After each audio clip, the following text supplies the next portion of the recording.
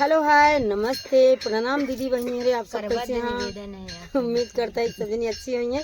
हम वो तीनों बहन अच्छी है। आप सबके मनोरंजन के लिए बहुत ही सुंदर सुंदर विवाह गीत लेकर आई हूँ और आप सब कमेंट बॉक्स में जरूर बताएं। सर्दी जुकाम पकड़ ले है करवा दे निवेदन की गाना जरूर सुने दे गाना राजा के आंगन माँ चंदन के रे बिरवा अच्छे न बिछन वो कई डारे जी। राजा के आंगन माँ चंदन के रे बिरवा अच्छे न बिछन वो कई डारे जी।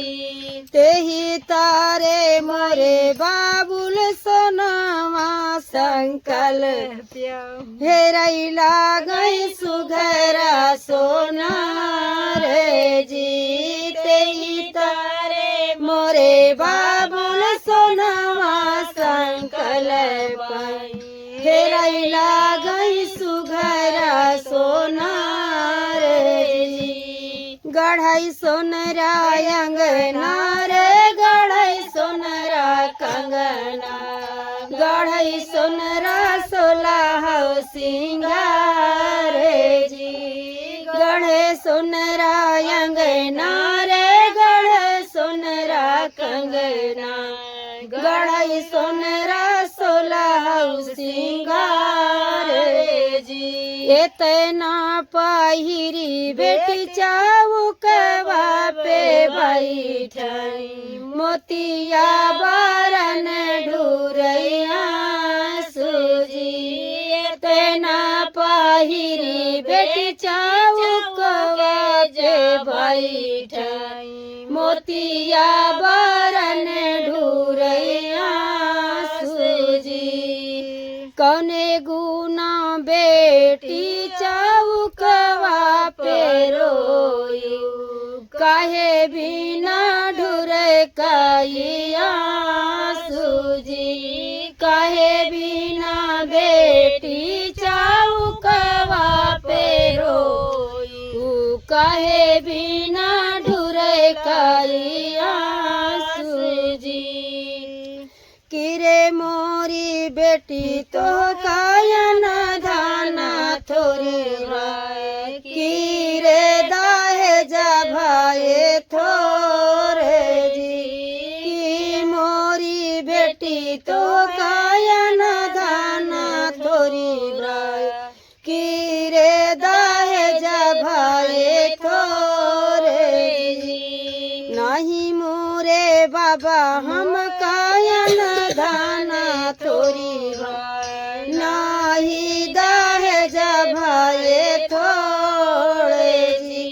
नाही मोरे बाबा हम कायन धाना थोरी भाई नाही दाहे जा भाई थोड़े जी। करिया ही करिया बाबा बरे हम काहे यही बारे ढूर काइया सूजी। करिया ही करिया बाबा बरे हम काहे यही बारे ढूर काइया सूजी। करिया ही करिया जीनी करा मोरी बेटी करिया तो भाग्यवान जी।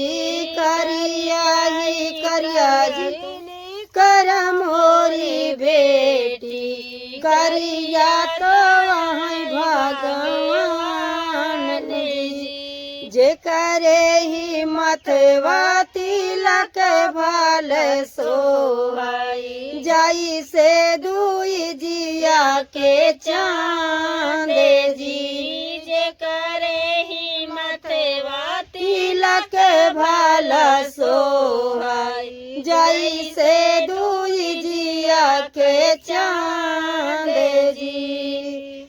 तो दोस्तों श्री भगवान जी। दोस्तों फिर मिलेंगे नए नए गीत के साथ।